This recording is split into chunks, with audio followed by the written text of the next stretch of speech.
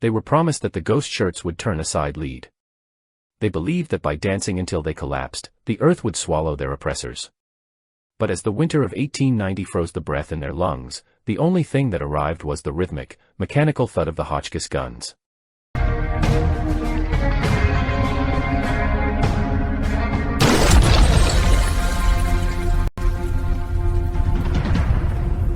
The winter of 1890 did not arrive with the crisp, clean scent of pine or the virginal purity of fresh snowfall. It carried the heavy, suffocating stench of an ending world. Across the frozen expanses of South Dakota, the air was saturated with the smell of stale human sweat trapped in unwashed wool, the sharp ammonia of urine freezing on the edges of tents, and the sour, cloying odor of rotting horse meat. This was the true olfactory signature of the frontier's conclusion, not a triumphant fanfare, but the rank breath of a collective organism dying in the mud. The cold was a physical weight, pressing down on the lungs until every inhalation felt like swallowing needles of ice, reminding the living that the earth was already preparing their graves. On these desolate plains, civilization acted as an aggressive and insatiable virus, a biological force that had nearly finished digesting the remnants of once great sovereign nations. The reservations were not sanctuary lands but containment pens, sterile zones where the vibrant pulse of a culture was being systematically neutralized. The inhabitants were shadows flickering in the gloom of government-subsidized despair, confined within invisible borders that restricted movement more effectively than any iron cage. Within these pens, the virus of Western expansion had replaced the wild freedom of the horizon with the static, grinding misery of bureaucratic neglect and rations that arrived as maggots wrapped in spoiled flour. The flesh of the Lakota people had become a thin, translucent parchment stretched tight over the sharp architectural lines of their skeletal structures. Hunger was no longer a temporary sensation but a permanent, gnawing companion that had claimed residence in their very marrow, hollowing out their vitality from the inside. Their eyes, once keen for the movement of herds across the tall grass, were now sunken pits of darkness reflecting only the gray, indifferent sky of a dying year. Physicality was reduced to a grim ledger of survival, where the energy required to lift a hand or speak a word was carefully weighed against the dwindling reserves of a body that was eating itself to stay warm.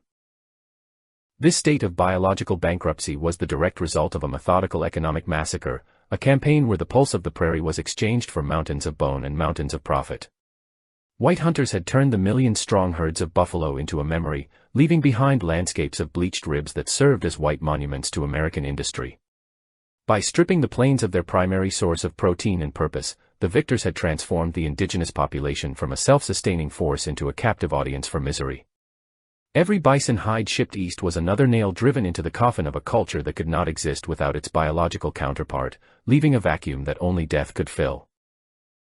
The natural world, once a provider of rhythm and ritual, had shifted its role to that of a dispassionate and cold executioner, watching the slow agony with a crystalline eye.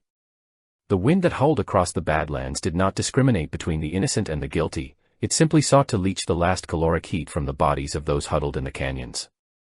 The soil was no longer a mother to be tended but a frozen, impenetrable slab of stone that refused to yield even the smallest root for sustenance.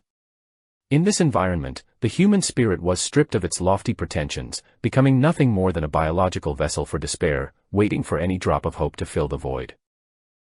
In these conditions of extreme physiological and social stress, the individual psyche began to fracture, giving way to a collective yearning for the impossible. When the belly is empty and the future is a wall of ice, the brain becomes hyperreceptive to the miraculous, creating a fertile ground for hallucinations born of sheer starvation. The man was no longer a warrior, a father, or a thinker, he was a sensitized receptor for a divine madness that promised to undo the last 30 years of history. This was the threshold of the ghost dance, a moment where the physical agony of the present made the spectral promises of a prophet seem more tangible than the freezing dirt beneath their feet. Within the clusters of teepees and shanties, the atmosphere was thick with a heavy, vibrational tension that preceded the breaking of a storm.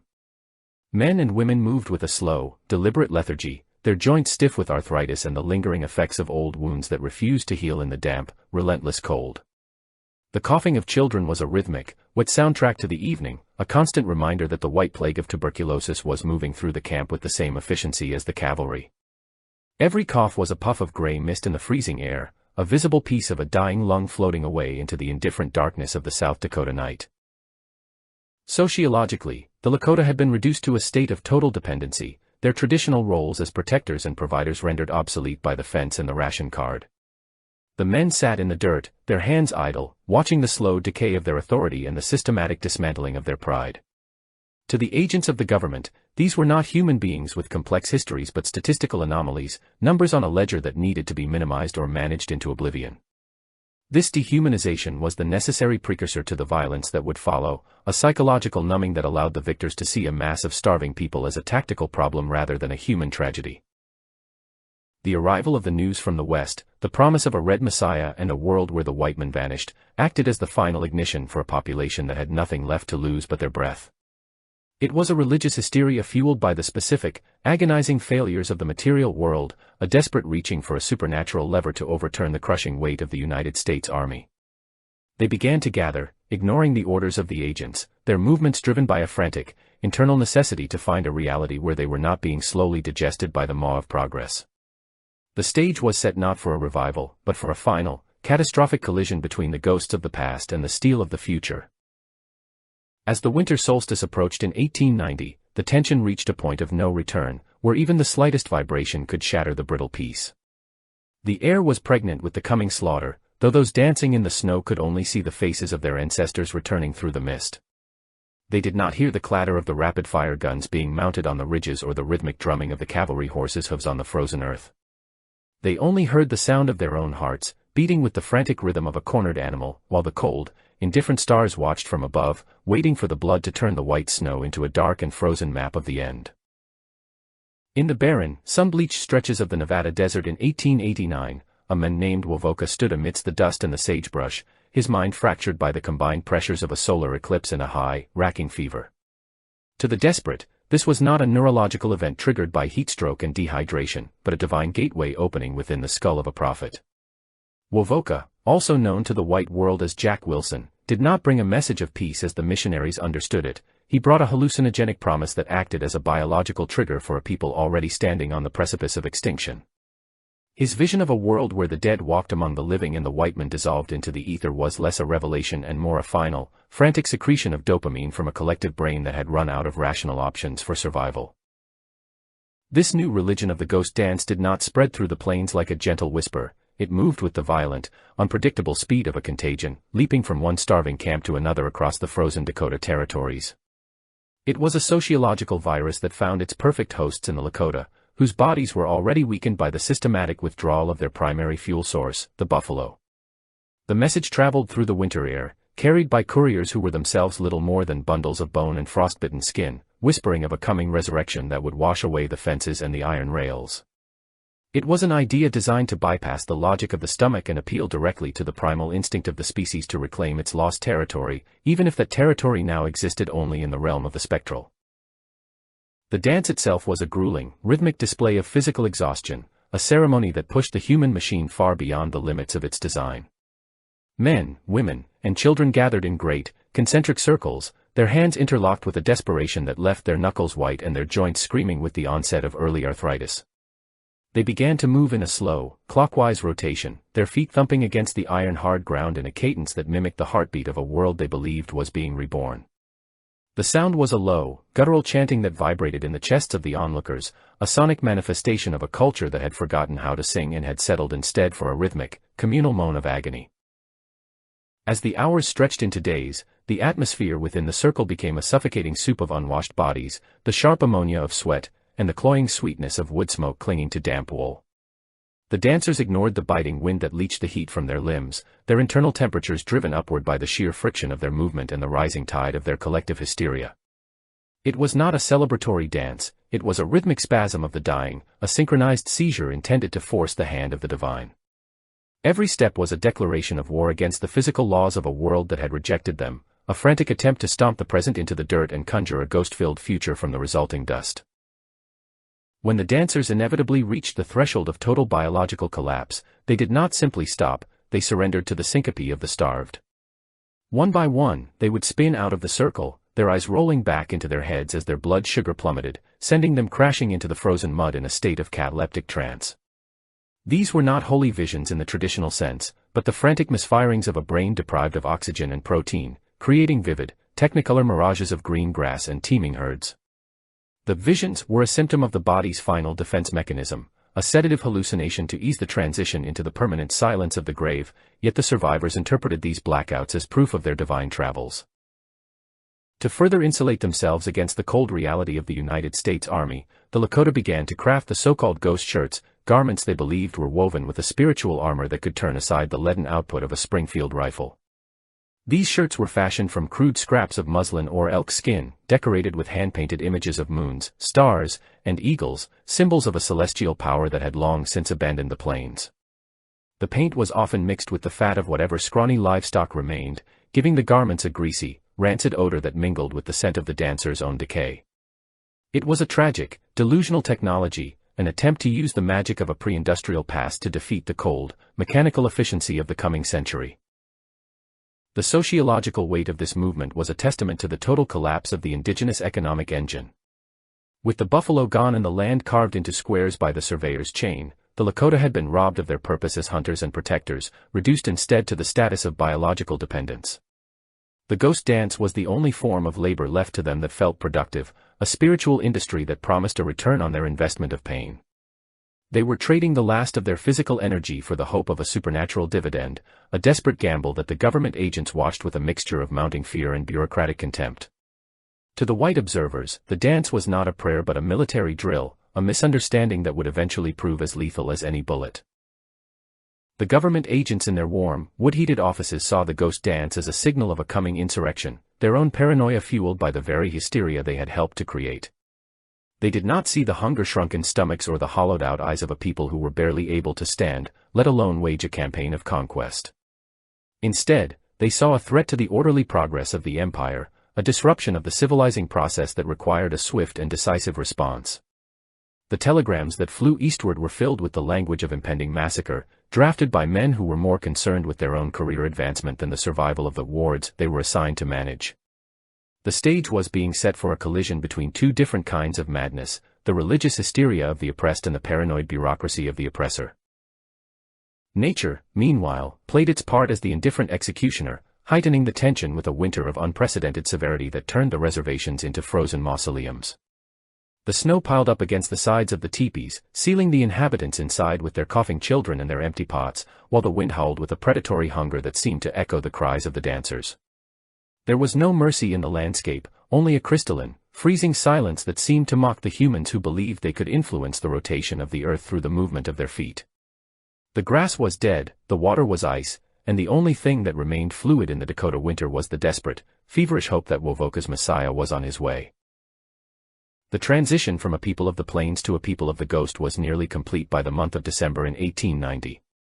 The Lakota had essentially committed a form of sociological suicide, abandoning the practicalities of winter survival to chase a spectral promise that retreated further with every step they took.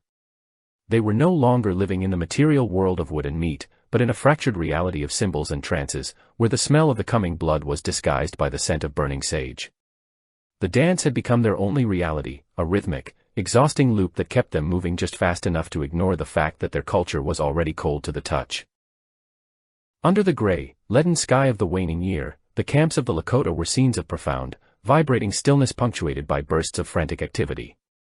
The drums never truly stopped, their low thumping serving as a constant reminder that the clock of the old world was ticking down to its final second. The children, their bellies distended by the edema of starvation, watched the adults with eyes that were too large for their faces, their small hands clutching at the bulletproof muslin of their mothers' dresses. It was a tableau of a society in its terminal stage, a collective organism that had reached the end of its biological tether and was now twitching in the final, uncoordinated movements of its death rattle. In the distance, the rhythmic drumming of the ghost dance was beginning to be answered by a different sound, the rhythmic thud of cavalry horses and the clatter of the rapid-fire guns being hauled over the ridges. The two sounds were destined to meet in a final, dissonant chord, but for now, the dancers continued their rotation, their feet numb and their hearts racing with a fervor that was indistinguishable from terror. They were dancing toward an appointment with the machinery of the future, convinced that their ancestors were waiting just beyond the horizon to catch them when they fell. The tragedy of the ghost dance was not that it failed to bring back the dead, but that it succeeded in making the living so eager to join them in the frozen earth. The United States government in 1890 functioned as a cold, unblinking Leviathan, an industrial organism whose primary instinct was the total homogenization of the American landscape. For decades, this bureaucratic beast had been slowly digesting the continent, converting the wild, erratic pulse of the frontier into the sterile, predictable lines of a ledger book. By the dawn of this final decade of the 19th century, the frontier was officially declared closed by the Census Bureau, a realization that triggered a profound existential panic within the halls of power. If there was no more land to conquer, the state had to turn inward, focusing its predatory gaze on the remaining pockets of resistance, those unassimilated interstitial spaces where the Lakota still practiced the remnants of their ancestral life. To the secretaries in Washington and the investors in New York, the ghost dance was not a religious expression but a mechanical malfunction in the machinery of progress. In the mahogany-paneled offices of the Department of the Interior, the distance from the actual suffering of the plains was measured in thousands of miles and a total lack of empathy. To these careerists, the indigenous population was a statistical anomaly, an unproductive demographic that occupied valuable land and consumed government rations with no visible return on investment. Policy was drafted with the clinical detachment of a butcher planning a slaughter, prioritizing the smooth expansion of the railroad and the security of white settlers over the biological survival of the people they had displaced. The ghost dance appeared in their reports as a contagion, a sociological infection that threatened to destabilize the precarious order they had worked so hard to establish through a century of broken treaties and systematic starvation. At the local level, the management of this crisis fell into the hands of men like Daniel Royer, the newly appointed Indian agent at Pine Ridge, a man whose cowardice was as vast as the Dakota horizon. Royer was the personification of the state's nervous system, a low-level bureaucrat who viewed the rhythmic thumping of the Lakota drums as a personal threat to his physical safety and his professional standing. Lacking any understanding of the culture he was sent to oversee, he interpreted the religious fervor of the dance as the prelude to a bloody uprising, his panic amplifying with every telegram he sent to his superiors. His fear acted as a catalyst, transforming the localized despair of a starving people into a national security crisis that demanded the intervention of the war machine.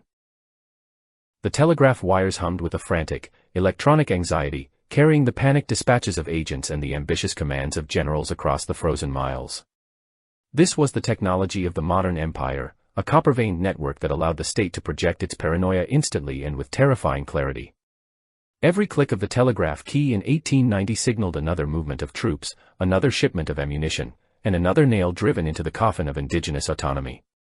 Information was the ultimate weapon of the Leviathan, used not to understand the reality on the ground but to manufacture a justification for the violence that was already being prepared in the shadows of the military headquarters. General Nelson Miles, a man whose ambition was a gnawing hunger that rivaled the starvation of the Lakota, took command of the operation with the cold pragmatism of a corporate liquidator. For Miles and his fellow officers, the ghost dance trouble was a fortuitous opportunity for career advancement and a chance to settle old scores in the wake of the Little Bighorn embarrassment. They viewed the campaign as a logistical exercise in containment, a tactical problem to be solved through the deployment of overwhelming force and the strategic strangulation of the Lakota's dwindling resources. To the high command, the indigenous people were not a sovereign nation but a recalcitrant workforce that needed to be broken and reintegrated into the lower rungs of the American social hierarchy. The army that was mobilized to suppress the dancers was itself a collection of the state's human scrap metal, an assembly of immigrants and outcasts trapped in the blue coats of the Republic.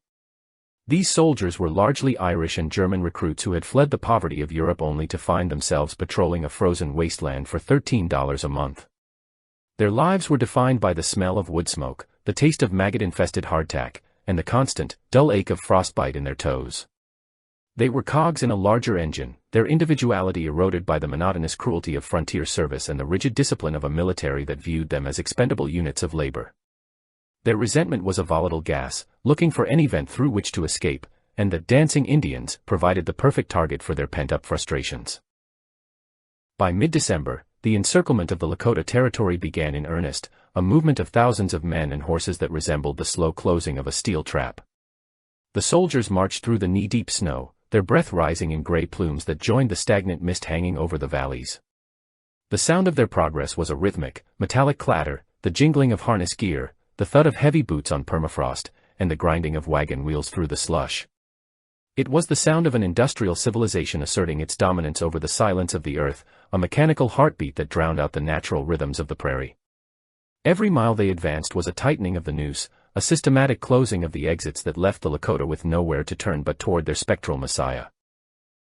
The logistics of this mobilization were staggering, requiring the movement of over 5,000 troops into one of the most inhospitable environments on the planet.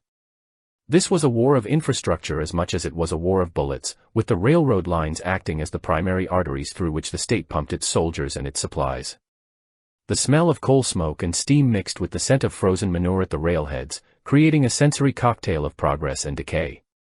The sheer scale of the operation reflected the state's commitment to the total pacification of the frontier, a final, expensive push to clear the remaining obstacles from the path of the manifest destiny that had been the nation's guiding myth for half a century. Among the hardware being hauled toward the Pine Ridge area were the 4 Hotchkiss mountain guns, mechanical deities of the new age that represented the pinnacle of 19th-century engineering. These weapons were designed for the rapid and efficient distribution of death, capable of firing 2-pound explosive shells at a rate that made traditional rifles seem like archaic toys. The guns were oiled with a thick, cloying lubricant that smelled of industrial grease and cold iron, a scent that stood in stark contrast to the organic aromas of the Lakota camps. The artillerymen treated their pieces with a religious devotion, polishing the brass and steel until they shone with a predatory luster, ready to speak the final, explosive word in the state's argument against the ghost dance. The horses of the cavalry were perhaps the most tragic participants in this closing circle, their ribs showing through their winter coats as they struggled to maintain their footing on the icy slopes. Like their riders, they were overworked and underfed, their eyes clouded with the same dull exhaustion that permeated the entire campaign. Many of the animals suffered from cracked hooves and respiratory infections that filled the air with a wet, rattling sound as they moved. They were the biological engines of the army, pushed to the breaking point by a command structure that viewed them with the same cold indifference it applied to the soldiers and the Lakota alike. The path of the army's advance was marked by the frozen carcasses of horses that had simply given out, their bodies left to be scavenged by the wolves and the crows. As the circle tightened, the soldiers began to view the Lakota through the telescopic sights of their rifles, a visual metaphor for the dehumanization that had already taken place in their minds. Through the glass, the dancers were not people with families and histories, they were targets or hostiles, moving shapes in a landscape that needed to be cleared. This optical distance allowed the soldiers to disconnect from the humanity of their adversaries, transforming a potential tragedy into a tactical objective. The state had successfully trained its instruments to see the world as a series of problems to be solved with lead and steel, ensuring that when the order was eventually given, there would be no hesitation born of compassion or doubt. The atmosphere in the military camps was one of bored, simmering violence, fueled by the consumption of rotgut whiskey and the constant, grinding cold of the Dakota winter. The soldiers huddled around their fires, their faces blackened by soot and their hands cracked and bleeding from the wind. They swapped stories of past massacres and anticipated the coming fun with a cynical eagerness that reflected their own dehumanization. To them, the ghost dance was a ridiculous, primitive spectacle that served only to keep them away from the warmth of the barracks. Their empathy had been leached out of them by years of frontier service, leaving behind a hard, callous shell that was ready to shatter at the first sign of conflict. General Miles and his staff monitored the progress from a distance, their maps spread out on field tables like a high-stakes chessboard. They tracked the movements of Bigfoot's band and Sitting Bull's followers with the clinical precision of an entomologist studying the movements of insects under a glass.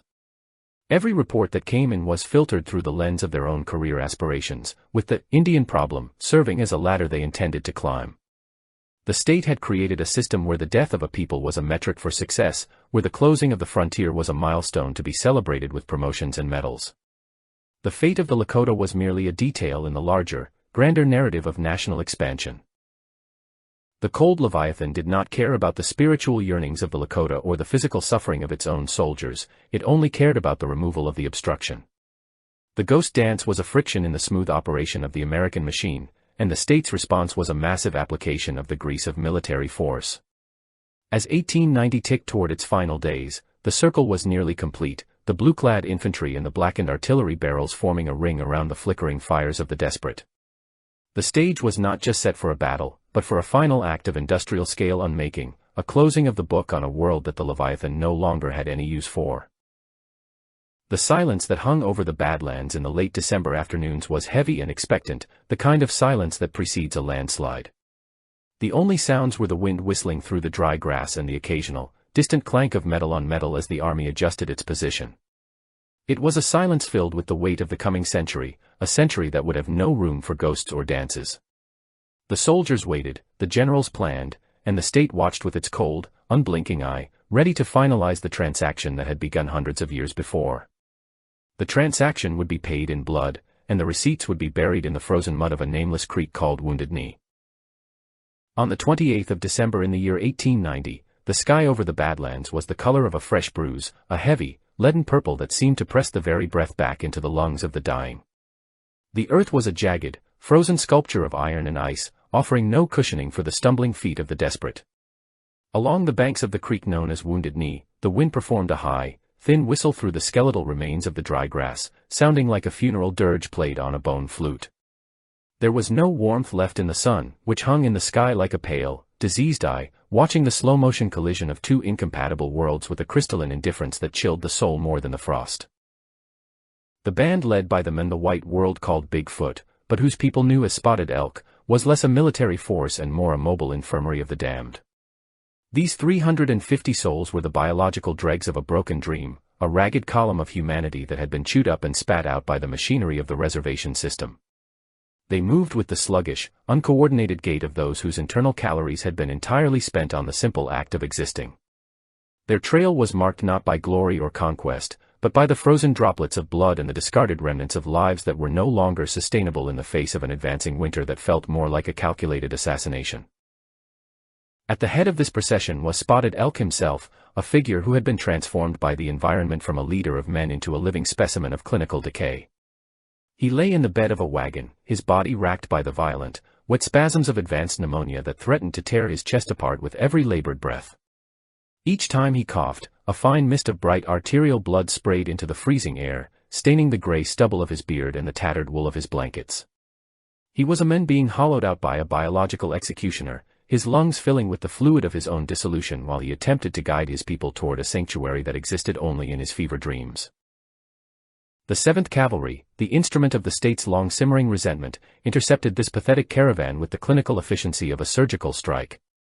These soldiers were not here to offer the mercy of a civilized nation, but to settle a ledger of blood that had remained open since the banks of the Little Bighorn 14 years prior. The memory of that earlier defeat acted as a bitter, festering wound in the collective psyche of the regiment, a psychological infection that demanded a sacrificial offering to be cleansed. As they surrounded the Lakota, their faces were masks of professional coldness, their fingers twitching against the triggers of their carbines with a predatory eagerness that went far beyond the requirements of their orders. The people of Spotted Elk were a patchwork of human misery, wrapped in blankets that were more holes than fabric and held together by the stubborn glue of ancestral ties. Elders with skin like cured leather and eyes clouded by cataracts shuffled through the slush, their hands tucked into their armpits to save the last increments of heat. Women clutched infants whose cries had been silenced by the sheer exhaustion of their small bodies, their voices lost to the wind before they could reach the ears of an indifferent heaven. This was the raw material of the frontier, a collection of biological assets that had been depreciated to the point of zero value by the economic and social policies of the encroaching empire. As they were herded toward the campsite at Wounded Knee, the Lakota were forced to pass beneath the unblinking gaze of the 4 Hotchkiss mountain guns positioned on the ridges above. These weapons were the steel deities of the industrial age, sleek and blackened instruments designed to deliver high explosive payloads with a mathematical precision that mocked the primitive rituals of the ghost dance. Their barrels, cold and oily to the touch, were leveled at the clusters of teepees with a mechanical certainty that rendered the concept of human agency obsolete. The artillerymen stood by their pieces like priests of a new and violent religion, waiting for the signal to unleash a fire that would turn the frozen creek into a cauldron of boiling red mud. The air in the camp was thick with a static electricity of terror, a vibrating tension that set the horses to stamping and the men to whispering in jagged, broken sentences. It was a sensory soup of unwashed bodies, the metallic tang of blood from the sick, and the sharp, chemical odor of gun oil drifting down from the heights. Every movement was watched by 100 eyes through the sights of rifles, creating a psychological pressure that felt like a physical weight on the chest of the camp. The white flag that fluttered over Spotted Elk's wagon was a pathetic, dirt-stained piece of cloth that seemed to absorb the gray light of the dying day without offering any real protection from the gathering storm. Inside the military tents, the soldiers huddled around small stoves, the orange glow of the embers reflecting in eyes that had been hardened by years of frontier service. They spoke in low tones about the hostiles outside, their language stripped of any humanizing qualities, reducing the families in the snow to a tactical problem that needed a final solution. The resentment of the enlisted men, fueled by the freezing temperatures and the perceived insult of having to guard a group of starving beggars, was a volatile mixture waiting for a single spark. To them, the Lakota were not a people seeking peace, but a lingering obstacle to the warmth of the barracks and the closure of a long, miserable campaign.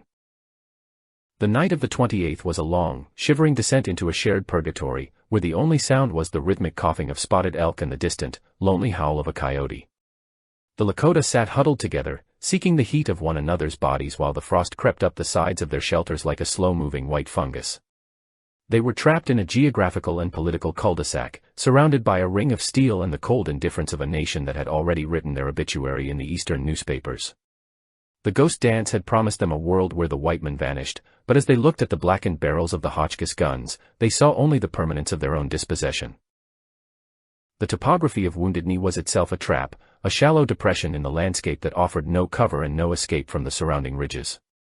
It was a natural amphitheater for a tragedy, a place where the geography of the earth conspired with the technology of men to ensure a maximum efficiency of destruction. The creek, choked with ice and the debris of the winter, flowed with a sluggish, dark persistence, a frozen artery that would soon be forced to carry a different kind of fluid. Every tree and every fold in the ground had been mapped by the artillery officers, turned into a coordinate on a firing table that treated the human heart as a mere target in a field of fire. Spotted Elk's internal war with the pneumonia was reaching a critical stage, his consciousness drifting in and out of a gray delirium where the past and the present bled into one another. In his lucid moments, he looked out at the ring of blue-clad soldiers and the cold, mechanical gods on the hills, recognizing the finality of their position with the clarity of a dying man. He was the shepherd of a flock that had been driven into the slaughterhouse, and his only remaining power was the ability to suffer alongside them until the end. The blood he spat into the snow was a dark, frozen signature of his failure to find a path that did not lead to this wretched, icebound clearing. The transition from the old world of the plains to the new world of the industrial state was being finalized in this small, miserable camp through a process of systematic intimidation. The Lakota were being stripped of their last vestiges of dignity, forced to endure the invasive searches of soldiers who viewed their meager possessions with a cynical contempt. Every beaded moccasin and every sacred pipe was a relic of a dead era, a piece of biological and cultural clutter that the expanding empire was eager to sweep away. The air was pregnant with the coming violence, a heavy, suffocating pressure that suggested the gears of progress were about to grind forward, regardless of the flesh and bone that might be caught in their teeth. The sunrise of the 29th was not an event of hope, but a slow, agonizing exposure of the carnage that was already prepared in the minds of the men on the ridges. As the light crawled over the frost-covered teepees, it revealed a landscape of total vulnerability, where the only thing standing between the Lakota and annihilation was the precarious restraint of a vengeful regiment. The soldiers prepared for the final disarmament, their movements sharp and mechanical, their eyes fixed on the task of neutralizing the threat of a group of starving elders and children. The smell of the morning was the scent of cold metal and wood smoke, a combination that signaled the arrival of a day that would turn the name of Wounded Knee into a synonym for the final, bloody transaction of the frontier. The social landscape of 1890 had no room for the complexities of the human heart. It was a binary world of winners and losers, of civilized men and savages, of the living and the soon-to-be dead. The Lakota in the camp were already ghosts in the eyes of the state, their legal and moral status having been revoked by the requirements of the national narrative. They were a biological inconvenience that needed to be resolved so that the maps could be finished and the railroads could run on time. In this cold, industrial logic, the blood that would soon be spilled was merely the lubricant for the wheels of a machine that had no capacity for regret or memory, moving forward with the mindless momentum of a glacier. By the time the morning air began to stir the soot-stained flaps of the tents, the transformation of the ghost dance from a religious movement into a funeral rite was nearly complete. The people waited in a state of vibrating paralysis, their ears attuned to the slightest sound that might signal the end of their long, freezing vigil. The Hotchkiss guns remained silent for now, their blackened muzzles reflecting the pale light of a sun that refused to warm the earth. The 28th had been the day of the trap, and as the 29th began, the world held its breath, waiting for the first sound of a hammer falling against a primer, the sound that would initiate the final, mechanical harvest of the American West. The morning of December 29th in 1890 began as a symphony of grinding metal and the sharp, rhythmic clatter of iron against ice. The air was a suffocating, frozen shroud that clung to the skin, carrying the unmistakable scent of collective fear, a pungent, copper-like aroma mixed with the sour tang of unwashed bodies and the bitter residue of yesterday's wood smoke. The 7th Cavalry moved through the camp with the mechanical precision of a clockwork machine, their blue coats appearing as dark, bruise-like stains against the white purity of the snow. Every step they took was a violation of the fragile silence, a heavy thud of leather on permafrost that signaled the final movement of an empire's long and calculated endgame. The disarmament was not a negotiation but a systematic stripping of the human spirit, conducted by soldiers whose hands were numb and whose hearts had been hardened by years of institutionalized resentment. They moved from teepee to teepee, their fingers prying into the meager belongings of the Lakota with a cynical disregard for the sacred or the private. The sound of rifles being piled in the center of the camp was a discordant, metallic clanking, a funeral bell for the era of the warrior. Each discarded weapon was a piece of biological agency being surrendered to the state, leaving the men of Spotted Elk as nothing more than naked, shivering subjects in the eyes of a cold and indifferent administration. As the search deepened, the tension reached a vibrating, unbearable frequency that seemed to hum in the very bones of the participants. The Lakota stood in the slush, their breath rising in ragged plumes of gray mist, their eyes fixed on the blackened muzzles of the rifles pointed at their chests. The soldiers, fueled by a volatile mixture of boredom and lethal anticipation, watched for the slightest tremor or the most minute sign of resistance. This was the threshold of the biological breaking point, where the animal instinct for survival began to override the thin veneer of social order. The air was pregnant with the coming violence, a suffocating pressure that suggested the gears of the industrial world were about to grind the primitive past into the dirt.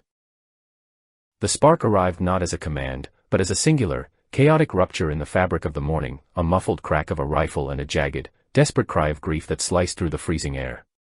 For a heartbeat, the world held its breath, a brief suspension of time before the mechanical harvest began in earnest.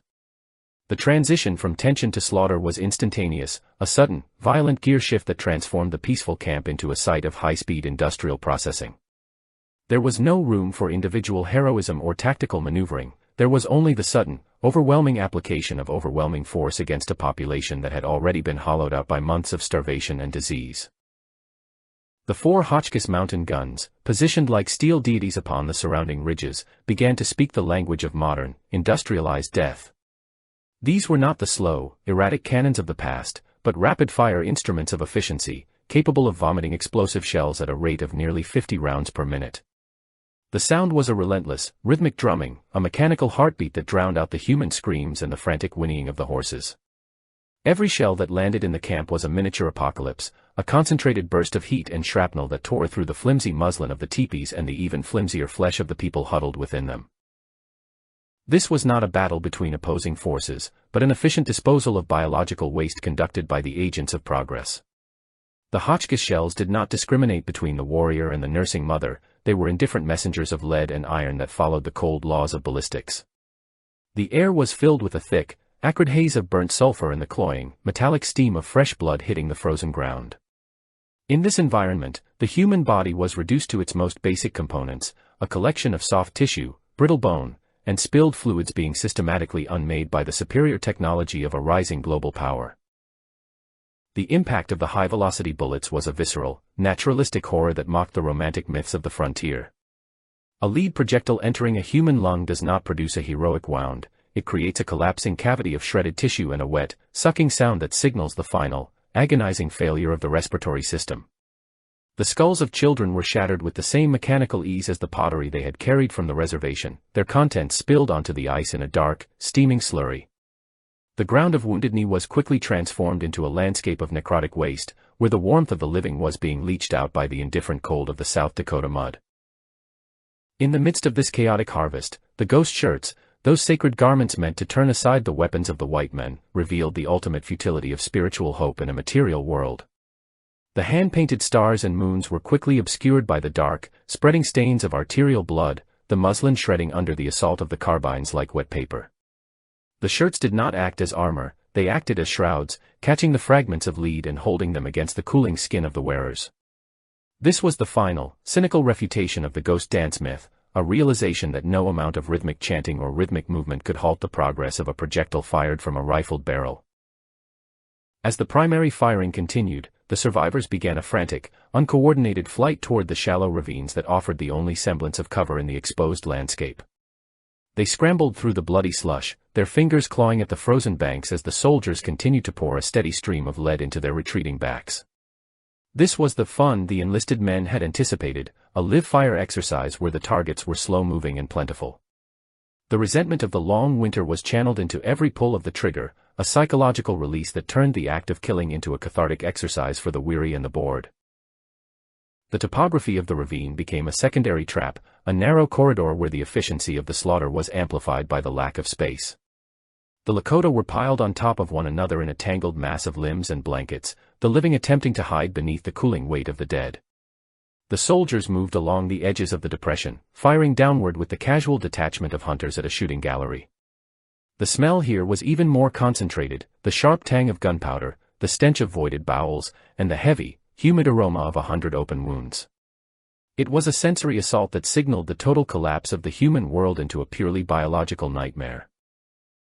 Spotted Elk, the leader who had already been half-claimed by the pneumonia, was one of the first to be finalized by the industrial lead. He lay in the snow, his body riddled with holes that leaked the last of his heat into the permafrost, his face a mask of frozen agony. His death was not a climax but a footnote in the ledger of the day, a single unit of labor power permanently removed from the state's accounts. The white flag that had once flown over his wagon was now a tattered, blood-soaked rag, trampled into the dirt by the boots of the cavalrymen as they moved to clear the camp of any remaining friction. The efficiency of the Hotchkiss guns was such that the entire process of mass execution was completed in less than an hour, a speed that would have been impossible in any previous century. The state had perfected the art of the massacre, turning it into a streamlined, mechanical procedure that maximized output while minimizing the risk to its own instruments. The soldiers did not need to see the faces of those they killed, they only needed to service the machines and maintain the rate of fire. This was the true face of the modern era, a world where the distance between the command and the consequence was bridged by the cold, unfeeling efficiency of the rapid-fire gun. By the time the last echoes of the artillery had faded into the distant hills, the camp at Wounded Knee had been silenced, replaced by a low, vibrating moan that rose from the piles of the wounded. The air was thick with the smoke of burning teepees, the gray plumes rising into the leaden sky like the souls of the departed. The soldiers stood amongst the wreckage, their faces blackened by soot and their hands shaking with the after-effects of the adrenaline. They looked at their work with a mixture of exhaustion and a burgeoning, cynical pride, knowing that they had finally closed the book on the long, bloody story of the Indian Wars. The blood that soaked the ground did not simply disappear, it pooled in the depressions and mixed with the ash of the fires, creating a dark, viscous map of the slaughter. The frozen mud absorbed the heat of the bodies with a predatory hunger, the earth itself acting as a final, indifferent scavenger.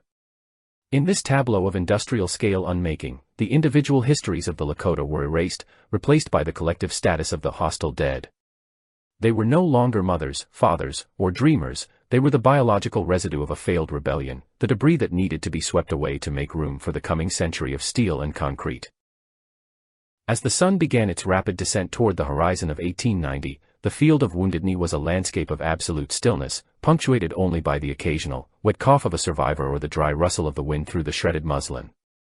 The mechanical gods on the ridges were silent now, their barrels cooling in the biting air, their task of neutralization complete.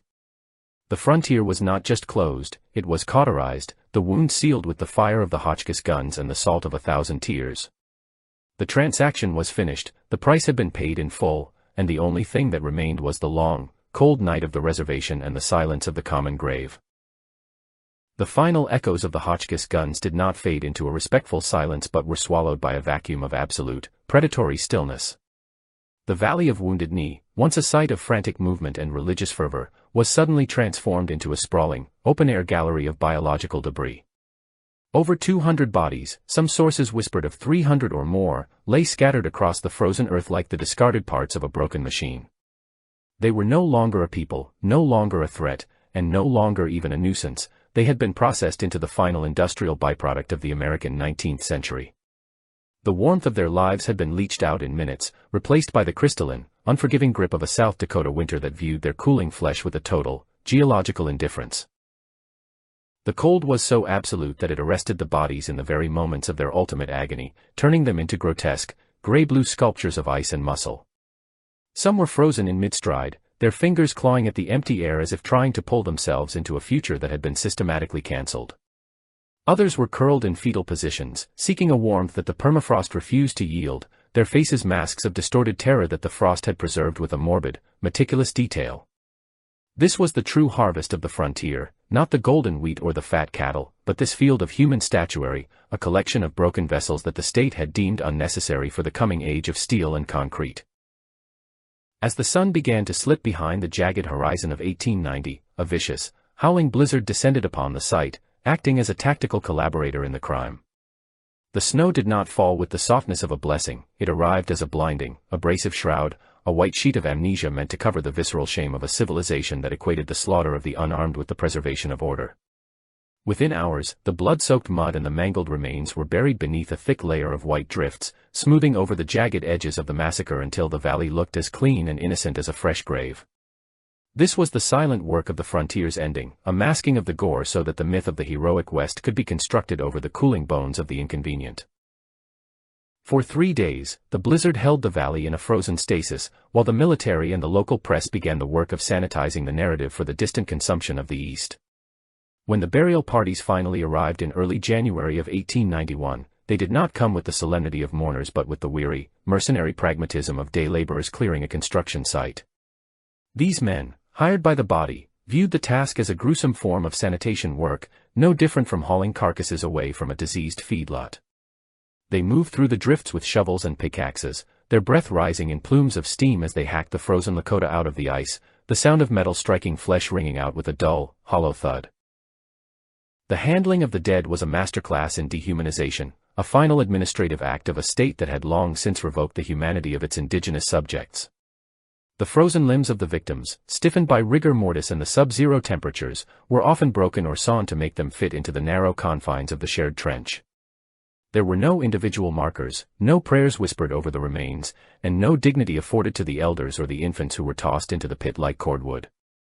They were thrown in layers, a tangled mess of braids, blankets, and tattered muslin, their bodies serving as the final, biological insulation for the soil of the new republic.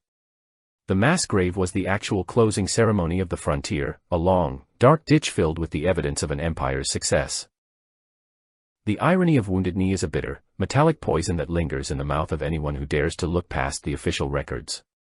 The ghost dance had promised a world of peace, a return of the buffalo, and a landscape purged of the white man's presence.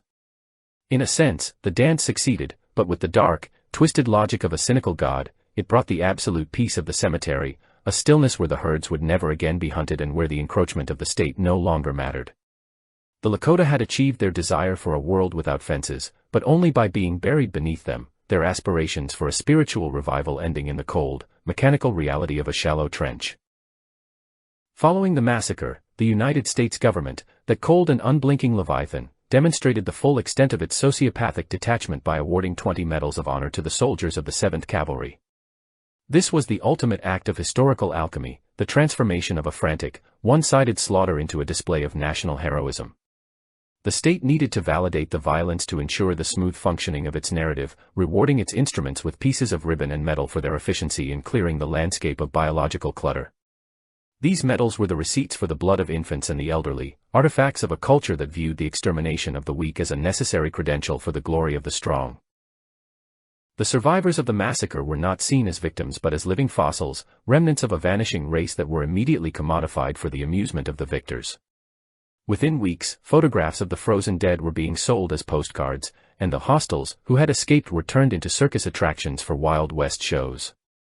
The indigenous person was no longer a human being with a pulse and a claim to the land, they had been reduced to an exhibit in a museum of lost illusions, a curiosity to be studied by anthropologists and romanticized by poets who never smelled the stench of a septic wound. Their identity was stolen, stripped of its agency, and replaced with a static, non-threatening archetype that could be safely admired from a distance. The conquest of the West was never about the individual courage of the pioneer or the rugged individualism of the cowboy. It was an exercise in industrial-scale attrition conducted by a state with an infinite capacity for cruelty.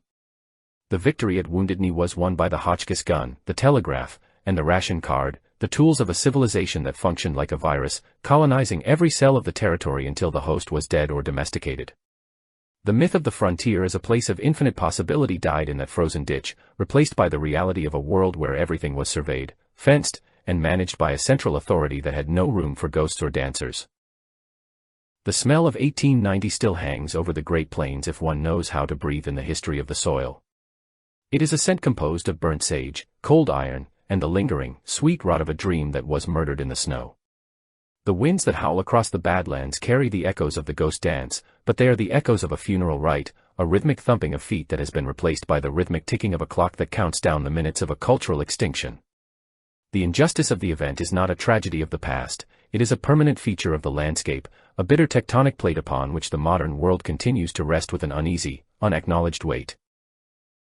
There is a profound and terrifying irony in the fact that the United States declared the frontier closed at the exact moment it was filling a mass grave with the bodies of the original inhabitants.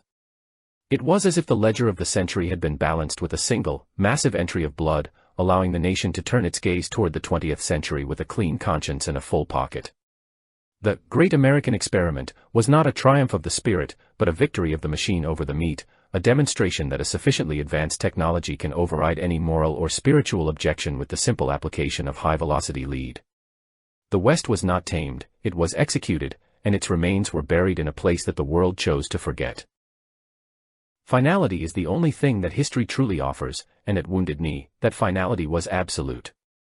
The Lakota who died there were the last obstacles to a total, continental hegemony, and their removal allowed the state to finalize the transaction it had begun on the Atlantic coast hundreds of years prior.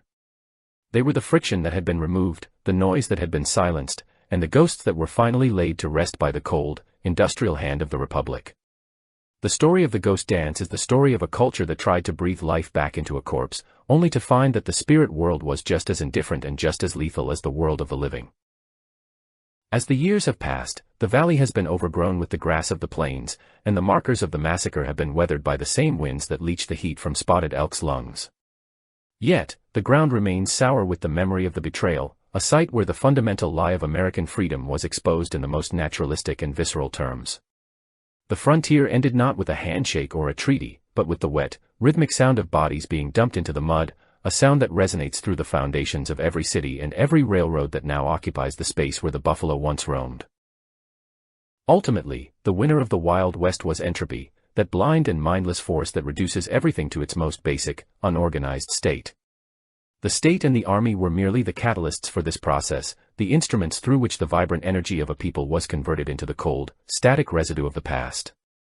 The ghost dance was the final flicker of the candle before the oxygen was completely withdrawn, a beautiful and desperate spasm that only served to illuminate the darkness of the coming night. History is not a march toward enlightenment, it is a long, slow cooling of the human heart, and at Wounded Knee, that heart finally turned to ice, leaving behind only the smell of smoke and the bitter, unyielding silence of the Great Plains.